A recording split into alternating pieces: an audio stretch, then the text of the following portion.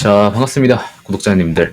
자, 오늘 또 HD현대중공업 그리고 하나오션에 대한 이야기들을 또 자세하게 좀 풀어드릴 건데, 자, 지금까지 한번 잘 상승을 해주고 나서 또 주가가 어느 정도 조정 구간을 좀 쉬어가는 구간을 만들어 주면서 약간은 추가적인 상승분을 한 이틀 정도 쉬어가고 있습니다.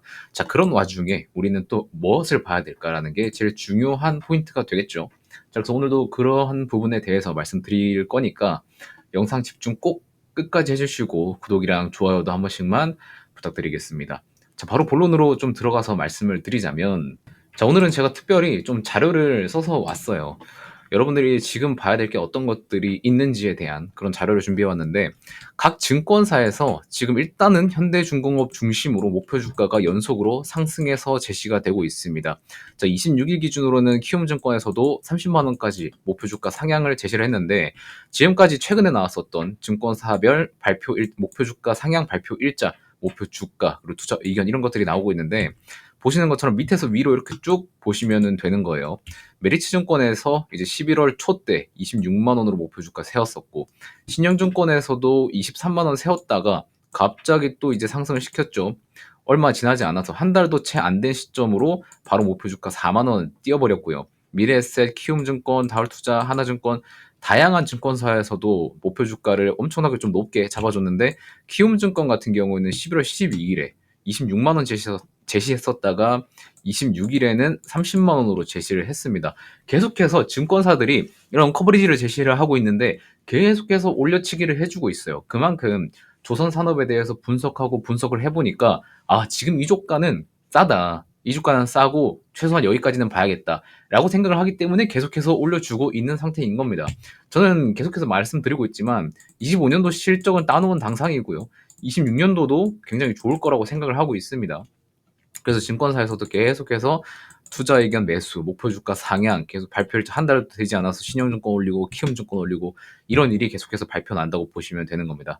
자, 여기 하나오션 같은 경우에는 제가 25년 들어가기 전에 24년도 때는 살짝의 부진이 다른 조선사들보다는 살짝 부진하다. 그래서 주가의 실질적인 목표 주가 상승은 25년도부터 본격적일 것 같다라고 좀 말씀을 드렸기 때문에, 지금 다양한 증권사에서도 막 목표 주가 의견 내고 하지만 상향 의견이랑 하향 의견이 좀 엇갈리고 있어요, 하나오션 같은 경우에는. 그래서 지금 평균적으로는 한 4만 원 정도 수준에서 이제 목표 주가를 잡고 있는데, 투자 의견에서는 약간 방향이 갈리고 있는 분위기다라고 좀 보시면 될 것 같고, 그렇다고 해서 너무 걱정할 것도 없는 게, 하나오션은 25년도 때 제가 재무제표 다 보여드렸었죠. 25년도부터 그 실적 개선폭이 훨씬 커지는 거는 하나오션 중심으로 될 수 있기 때문에, 그 부분에 있어서 우리는 굳이 뭐 이런 부분에서 실망할 필요는 없다라고 좀 말씀을 드리는 게 있습니다. 자, 그리고 여러분들이 지금 본격적으로 조선 호황이 되었다라고 좀 볼 수 있는 게 뭐냐면, 지금 중형 선박 제조사들 자체도 호황입니다. 자, 지금 여기에 저 뉴스에서 나온 내용들을 좀 따와서 중요한 것들만 이렇게 밑줄을 미리 쳐놨어요. 그래서 이거를 좀 같이 보도록 하겠습니다. 여기서부터 집중을 한번 해보세요. 자, 지금 동안 대형 조선사 같은 경우에는 실적 개선이 조금씩 점진적으로 일어나고 있었는데, 중형 선박 제조사들은 이 호황기를 맞이한 대형 조선사들과 좀 달리 어려움을 겪었었어요. 왜냐면은 국내 중형 선박 업체가 생산하는 이 중소형 벌크선이라면 이제 원재료들, 막 곡물, 그리고 광석 이런 것들을 운반하는 선박이고, 그리고 컨테이너선, 탱크선 이런 데들이 이제 중국 업체들이랑 기술 격차 자체도 막 크지도 않았죠. 자, 그리고 중국 중형선 업체들 같은 경우에는 한국 선박보다 10에서 20% 저렴한 가격을 앞세워서 수주를 다 싹쓸이 해갔습니다. 자, 그래서 한국 조선사 중에서도 중형 조선사들이 버티기가 좀 많이 힘들었었어요. 자, 근데 올해 상반기 들어가면서 분위기가 완전 바뀌게 됩니다. 자, 한국의 수주량 같은 경우에는 전년 대비해서 27.8%가 증가를 해버렸고요.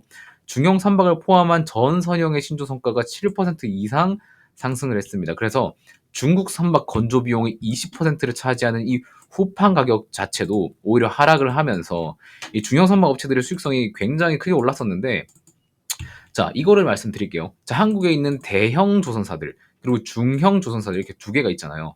근데 대형 선박사들은 중국 후판 사용 비율이 20% 정도 됩니다. 자, 그런데 한국에 있는 중형 선박사들은 중국 후판이 저렴하니까 후판 중에 중국 후판 사용 비율이 50% 정도 됩니다. 자, 그래서 중국 후판 가격이 굉장히 많이 내려왔기 때문에 중형 선박 업체들의 수익성 개선이 굉장히 크게 일어났다라고 보시면은 되겠습니다.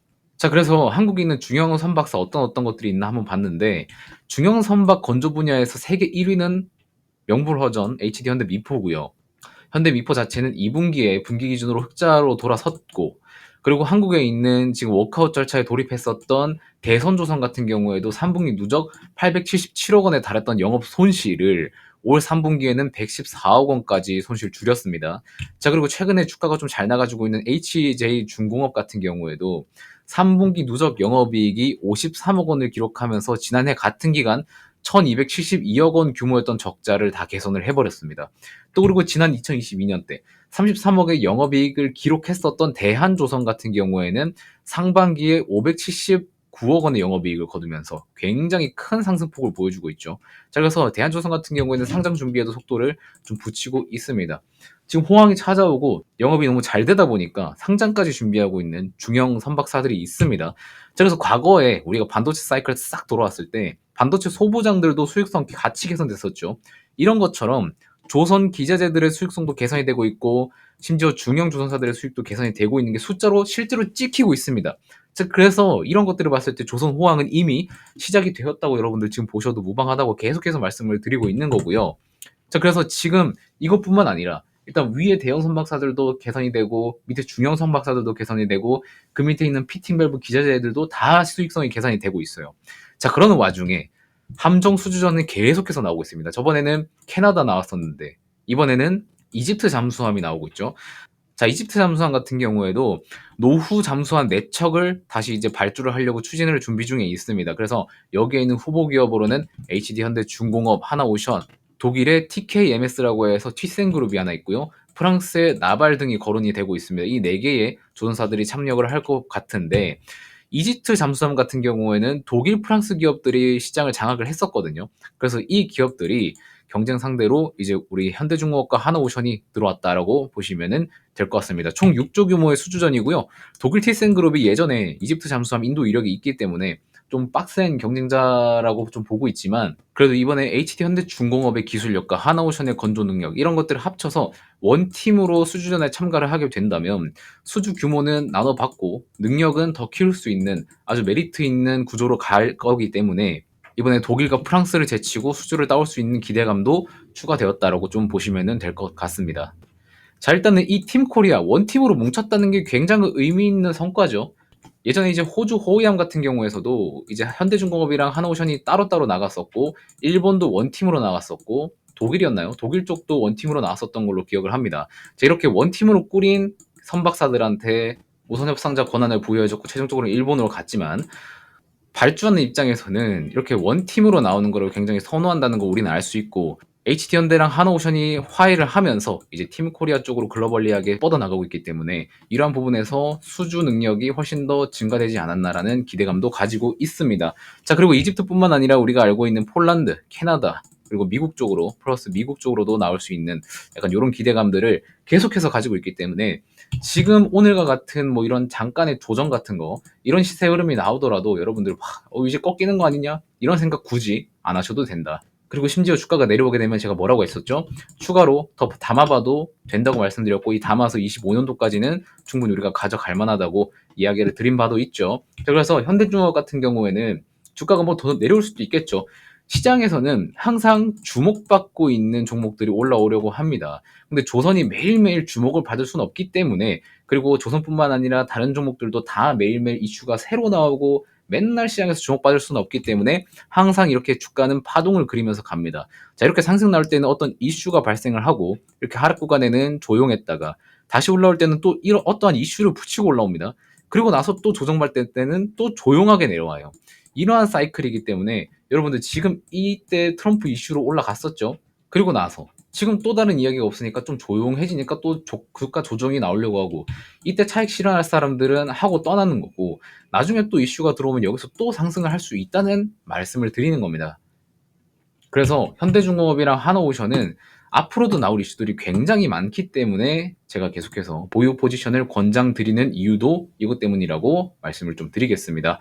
자, 그래서 오늘은 조선 산업 전체적으로 큰 호황이 온 이유에 대해서도 이야기를 해봤고, 그리고 추가적으로 나오는 이집트 잠수함 수주전에 대한 이야기도 해봤는데, 여러분들 이러한 근거들을 봤을 때도 조선사들 매도하고 싶지 않으시죠? 매도하고 싶지 않고 오히려 어디서 더 이제 매수를 할까? 약간 이런 고민을 하고 계시는 분들도 몇 분 계실 겁니다. 자, 그래서 지금부터 어떻게 해야 되겠죠? 제 채널 구독 눌러주시고 댓글도 열심히 써주시고 응원을 해주시는 만큼 저도 더 힘내서 조선 산업에 대한 브리핑을 가져오도록 할 테니까 구독이랑 좋아요 꼭 눌러주시고 댓글도 열심히 써주시면서 영상 꾸준히 시청해주시면 감사드리겠습니다. 자, 일단 오늘은 여기서 영상 마무리하도록 하겠고요. 전 다음 영상에서 또 만나뵙도록 하겠습니다. 고맙습니다.